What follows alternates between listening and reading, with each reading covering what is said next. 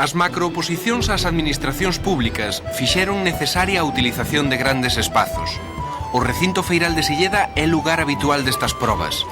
Milleiros de aspirantes examínanse para conseguir un traballo fixo. O refraneiro galego deixounos sentenzas tan demoledoras como a de quen ten padriño, bautízase. Hoxe en Galicia ainda hai quen pensa que para conseguir un posto na administración ou para progresar social e laboralmente hai que ter un padriño. Os caciques fixeron esa función tradicionalmente de padriños que decidían a boa ou a mala sorte de moitos galegos. Hoxe ímoslles contar unha historia de caciques, pero tamén imos falar da nobreza e da fidalguía, as clases sociais que tiveron o poder que decidiu a vida e as facendas da inmensa maioría dos galegos.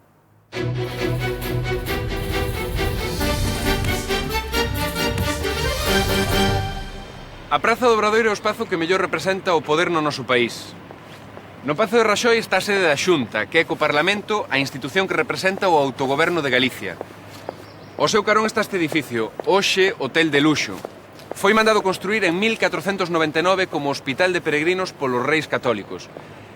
Eles instauraron un modelo de Estado unitario que provocou que os nobres galegos se trasladasen á corte e se mesturasen coa nobreza castelá, que acabou engulindo as grandes liñaxes galegas.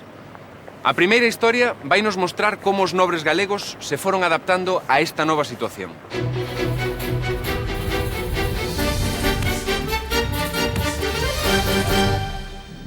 Pedro Fernández de Castro, o sétimo conde de Lemos, leva xa 3 anos retirado en Monforte. Lonxe queda a súa grande actividade política como presidente do Consello de Indias, vicerrei de Nápoles e presidente do Consello de Italia. É mediodía e pasea na compaña da súa muller Catalina de la Cerda, filla do duque de Lerma. Van visitar o Colexio de Nosa Señora a Antiga, do que son patrocinadores os condes.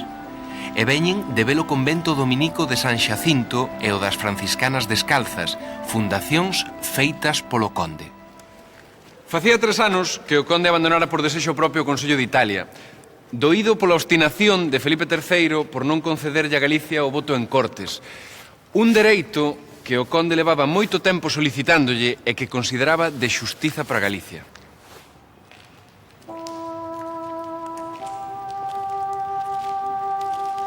No pensamento do conde aínda estaba fresco o recordo da derradeira entrevista que mantivera co rei Felipe III no Escorial, coa presenza do príncipe de Asturias. Nesa reunión, o conde de Lemos, contrariado polo posicionamento do rei respecto a Galicia, comunicáralle o seu abandono da corte e o regreso á súa terra. O rei aceptara a decisión do conde cunha frialdade que o noso protagonista xamais esquecería. O conde de Lemos, canso de interceder pola consecución do voto en Cortes para Galicia, tivo un derradeiro acto de dignidade que lle supuxo a súa confinación aquí, en Monforte. Se España, por ser cabeza de Europa, é a mellor dela, pola mesma razón Galicia, a miña patria, é a mellor de España, por ser cabo e cabeza desta cabeza. Das provincias de España, ningunha hai tan aborrecida como a galega, como mostrades no acto presente. Estas son palabras do protagonista da nosa historia, o sétimo conde de Lemos, que deixou escritas neste libro, El búho gallego, en castelán, e que, traducido, viría dicindo: os mouchos galegos de ordinario ocupan neste imperio os máis eminentes lugares no espiritual e temporal. Un castro en Nápoles, outro en Sicilia, outro en Sevilla e sen número de cardeais. Outro Castro, un Quiroga, un Fonseca, un Zúñiga, un Moscoso, un Rivera, un Soutomayor. Os grandes títulos da antiga alta nobreza galega, os que o conde lles chamaba mouchos, pouca relación tiñan co país máis aló do seu nome e o patrimonio que conservaban na nosa terra.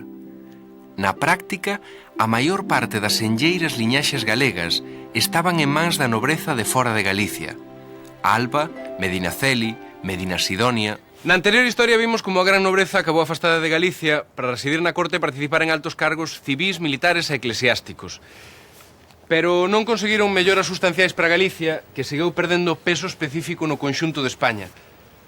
Daquela, quen vai quedar co poder político e social ante esta ausencia nobiliar? A resposta témola na clase social que fixo dos pazos, como a este de Mariñán, a construción máis representativa do seu estatus, os fidalgos.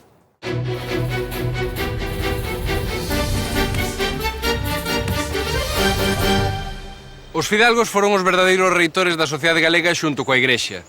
Tiveron postos de importancia na propia Igrexa, na administración e na xudicatura, onde, como imos ver agora, tamén foron moi importantes os escribáns e os letrados.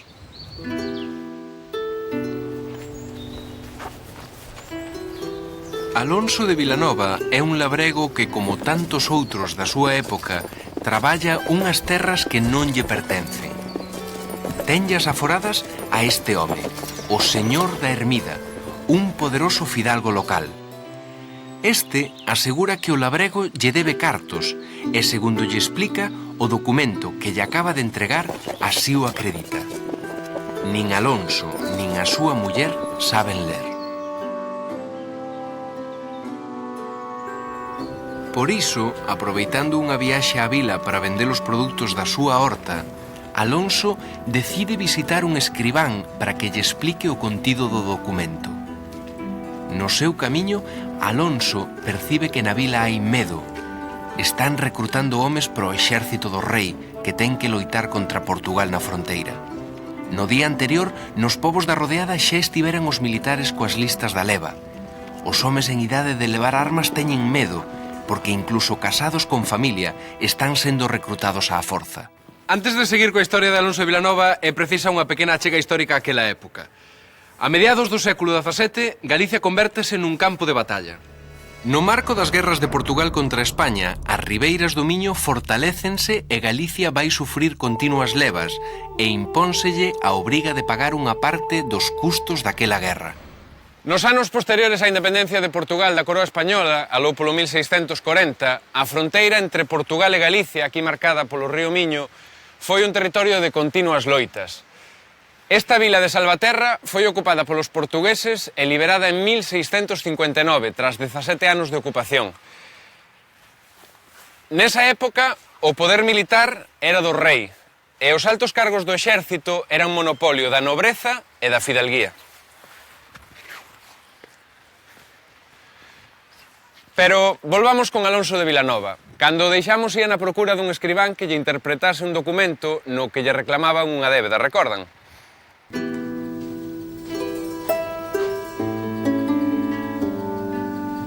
Alonso de Vilanova entrégalle ao escribán Gómez de Padrón, un membro segundón da fidalguía, o pergameo no que o señor da Ermida lle reclama unha débeda.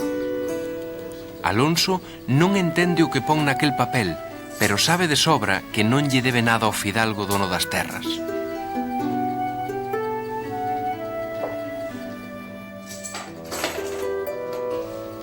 O escribán tamén sabe que el non pode nin quere ir en contra dos intereses dun da súa clase. Co poder que lle dá o coñecemento da escritura e a lei, informa a Alonso de que a única saída que lle queda para non perder o uso da terra é pagar esa débeda, aínda que non exista. Acabamos de ver que había fidalgos de diversa orixe e que non todos tiñan nin o mesmo poder nin realizaban actividades semellantes. Os fidalgos máis enlleiros eran os que tiñan dereitos sobre a terra. Do mesmo modo, os fidalgos de segunda clase tiveron acomodo na igrexa e o resto dos fidalgos tiveron que conformarse con postos no poder local, escribanías ou facer carreira no exército. A medida que a fidalguía foi collendo forza nas cidades, apareceron institucións como a esta, por exemplo, de Santiago, a Sociedade Económica de Amigos do País, que buscaban o desenvolvemento, sobre todo económico, e que son a proba de que a fidalguía foi o grupo dominante entre os séculos XVII e o XIX. Pero, que vai pasar con Alonso de Vilanova na nosa historia? Como vai pagar unha débeda que todos saben que non pode ser pagada? Na praza, a muller de Alonso págalle a un funcionario municipal os impostos sobre o que vendeu ese día. Os campesiños, ademais do esforzo de traballar a terra e pagar o foro, tamén teñen que pagar os impostos sobre o que venden. Á vila acaban de chegar unha partida de recrutamento que ven cos nomes para a leva. Un a un van dicindo os nomes dos que teñen que pasar a formar parte das tropas. Miguel de Reboiras, Jacinto Sedes Vilar. Miguel de Reboiras, fillo dun campesiño adiñeirado, está incluído na lista dos soldados que deben unirse ao exército. Miguel está decidido a calquera cousa con tal de non ter que ir á guerra. Vaille pedir consello ao escribán, que é quen máis sabe diso. Para avivarlle o enxeño, Miguel de Reboiras entrégalle unha bolsa con moedas. De súpeto, o escribán dá coa solución. Atopa un sustituto para Miguel que non é outro que Alonso de Vilanova, o noso labrego en apuros. Diante dos cartos, o campesiño non está en situación de escoller. Vai ser pai e se non quere que o boten das terras que traballa, ten que aceptar o que lle propón o escribán. Por 26 ducados e unha baluga de manteiga para a súa muller, Alonso de Vilanova irá á guerra en lugar de Miguel de Reboiras. A historia de Alonso de Vilanova e de Miguel de Reboiras non constituía para nada unha excepción na relación entre as clases dirixentes e o pobo no século XVII. O poder da fidalguía e da xerarquía eclesiástica sobre os campesiños era absoluto. As súas vidas estaban literalmente nas súas mans dos señores, que se esforzaban para que o pobo entendese que iso era algo natural. A historia que van ver a continuación protagonizouna o señor destas terras e abade do mosteiro de Lourenzá. En Vilanova de Lourenzá, conforme un documento de 1680, era costume que cada día de reis o alcalde maior e os 2 alcaldes ordinarios acompañados polo pobo lle entregasen un paporrubio ao abade do convento. Era un xeito de renovarlle ao seu señor o seu compromiso de lealdade e fidelidade. O abade collía o paporrubio nas mans e sacaba dunha caixiña unha tesoira que poñía no pescozo do paxaro coa disposición de cortarllo ao mínimo movimento. O abade advertíalles a todos os presentes: «Vedes, vasalos, este paxaro. Vedes como está na miña man cortarlle a cabeza. Así está na miña man cortarlle ao vasalo que non obedeza». Pero, para expresar a súa misericordia, soltaba o paxaro e dáballe a liberdade, de igual xeito que lles permitía aos vasalos andar ceibos. A situación de Alonso e a dos campesiños da súa época era de sometemento á fidalguía. Os dereitos da terra que traballaban pertencían a un fidalgo. Vivían coa doutrina relixiosa instruída por outro fidalgo. Tiñan que dirimir os seus preitos por medio de outro fidalgo, e os impostos pagáballos tamén a outro fidalgo. Por riba, cando os campesiños ían á guerra, facíano tamén ás ordes de fidalgos. Ata hai poucos anos, este edificio era o cuartel de San Fernando e agora resulta que é a Facultade de Belas Artes de Pontevedra. O troco de uso no edificio é sinal da fin da milicia obrigatoria. Na nosa anterior historia, viamos como se evitaba o ingreso no exército pagando para que outro ocupase o lugar. Ese feito vai se reproducir 200 anos máis tarde, na chamada filas para as guerras de Cuba, de Filipinas ou para a guerra de África. Neses casos, a figura que vai posibilitar a sustitución vai ser o cacique local, quen por cartos ou por pagamento de favores se vai converter no intermediario ou no conseguidor deses novos tempos. De caciquismo e de pagamento de favores é do que imos falar na nosa vindeira historia.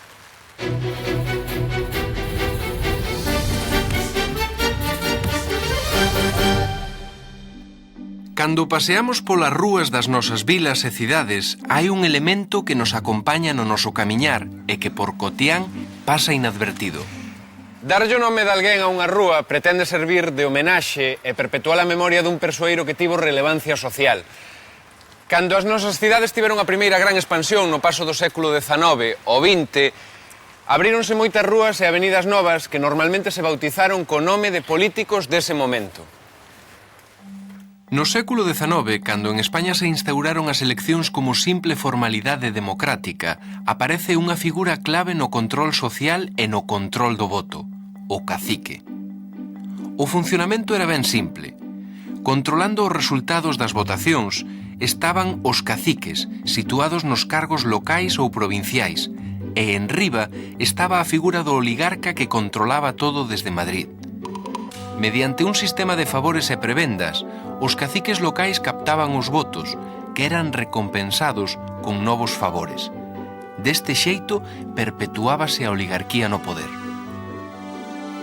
Aínda que a figura do cacique é orixinaria de América, onde ten un significado respectable para moitos povos indígenas, en Galicia os caciques foron principalmente controladores sociais e políticos que tamén é certo que desde os seus cargos impulsaron obras públicas e favoreceron a renovación urbana do noso país. Hoxe, a maioría de nós descoñecemos o modo de operar daqueles persoeiros e só os identificamos cos nomes de algunhas rúas das nosas cidades.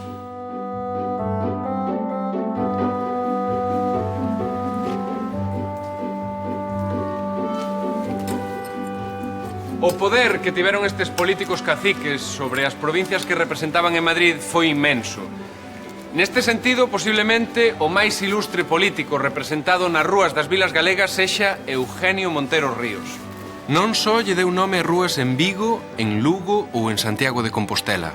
Tamén a esta, a Gran Vía de Montero Ríos aquí en Pontevedra. Sobre Montero Ríos trata a nosa derradeira historia de hoxe.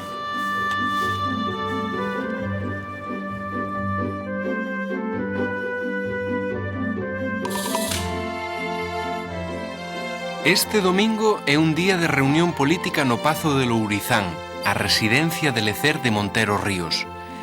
Quérelles transmitir o seu agradecemento aos familiares máis directos, que son, a súa vez, os principais axentes do entramado político que foi configurando ao longo dos últimos 40 anos e que culminan co seu nomeamento como presidente do goberno. É o broche de ouro dunha gran carreira política dentro do Partido Liberal.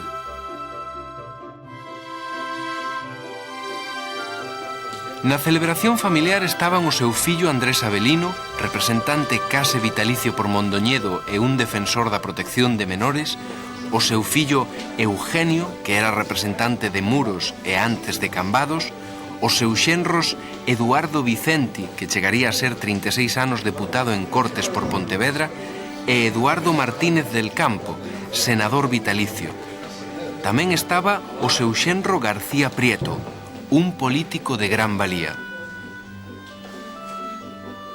Todos eles representaban o entramado caciquil de carácter familiar que construíra sabiamente o patriarca de Lourizán. García Prieto formárase no bufete de Montero Ríos e foi quen mellor aprendeu as ensinanzas do político galego. Primeiro baixo a vixía do seu sogro e posteriormente pola súa conta chegara ata onde non puido chegar ningún dos propios fillos de Montero. García Prieto terminou sendo unha peza insustituíble na rede política caciquil creada polo seu sogro. Foi quen de crear a súa propia organización, na que situou a membros da súa familia seguindo o modelo de Montero Ríos, que consistía en colocar familiares en cargos políticos para telos ao seu servizo. Era, pois, un alumno aventaxado. Por iso Montero Ríos ía nomealo ministro de Gobernación. O sistema caciquil da Restauración Española de finais do século XIX estaba asentado no control das institucións de carácter provincial e local. Os concellos e as deputacións eran fundamentais nese control. O alcalde, o xuiz ou o secretario do concello eran postos moi apetecible política e socialmente. Eles eran os intermediarios co pobo, a parte do poder que coñecían os cidadáns de a pé. Eran os conseguidores aos que podían recorrer os galegos cando tiñan algún problema.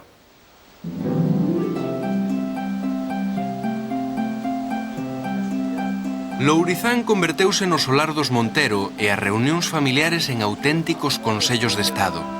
Ata alí achégase o alcalde dun concello veciño que vai facer unha xestión para un propietario acomodado da súa vila.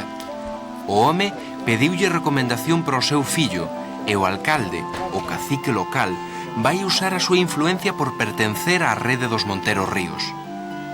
A proximidade co pobo outorgáballe prestixio social ao cacique. Os veciños visualizaban o poder na súa figura e non nos representantes elixidos, os que non coñecían e que nada tiñan que ver coa súa vida diaria. Cando o favor sexa conseguido, o alcalde faralles ver aos beneficiarios que deben contribuir na súa familia e no seu entorno apoiando as candidaturas dos Montero. O alcalde fai as presentacións entre don Eugenio e o rico propietario da súa vila. O pai pediu recomendación para o seu fillo, licenciado en Dereito pola Universidade de Santiago, para colocalo como secretario nun concello veciño. Este alcalde representa a base do sistema que ten a Montero no seu cume. Caciques locais que apañan votos e intermedian en favores entre os veciños. A persuasión do cacique debía ser suficiente para controlar o proceso electoral e o día a día na vida local. Cando esta rede fracasaba, facía uso da forza, empregando a intimidación ou o encarceramento dos disidentes. Ademais, sempre quedaba o recurso da fraude mediante a falsificación de actas ou a votación masiva dos mortos ou, no último caso, a compra de votos. Nesta humilde casa da rúa santiaguesa dos Xasmíns naceu Montero Ríos no 1832. Esta orixe humilde non lle impediu chegar ás máis altas cotas do poder político e social da súa época. Ademais do seu talento, nesa carreira empregou 2 apoios básicos da historia social de Galicia: a recomendación e o favor. En agradecemento do feito pola súa cidade natal, os santiagueses levantaronlle esta estatua no 1916, 2 anos despois da súa morte, por suscripción popular, e colocárona aquí no centro da Praza do Obradoiro, no lugar máis representativo de Santiago e de Galicia. 12 anos máis tarde, trasladárona á Praza de Mazarelos, porque se entendeu que ningún político era tan importante como para ter unha estatua nesta praza. Por iniciativa dun artista, volve estar aquí, aínda que só por un día. Este emprazamento, aínda que ocasional, recórdanos o gran poder que tivo este home. Catedrático, abogado de prestixio, liderou as propostas de profesionalización da xustiza e da separación da Igrexa e o Estado, entre outras moitas de carácter progresista. Foi, sen embargo, unha das grandes figuras dun sistema, o caciquil, o que chegou a atacar na fin da súa carreira política. Un paradoxo que quizáis non o é tanto para unha figura controvertida que foi alcumada como o Cuco de Lourizán. Outro dos poderes fundamentais do sistema caciquil eran os gobernos provinciais. Eses gobernos civís estaban nas actuais sedes das subdelegacións do goberno. O gobernador dirixía a administración provincial e, como tal, era o xefe dos servizos públicos da provincia. Ademais, controlaba a orde pública e a policía. O gobernador era a máxima autoridade e representaba o goberno do Estado na provincia. Polo tanto, era a máis alta autoridade política e administrativa. Neste capítulo falámosles dos nobres, dos fidalgos e dos caciques que tiveron un poder que decidiu o destino de moitos galegos nos últimos 5 séculos. Todos eles tiveron ese poder porque lle otorgou un sistema político que serviron e do que se aproveitaron. Os caciques cobraron como favores o que nunha democracia son dereitos de todos os cidadáns.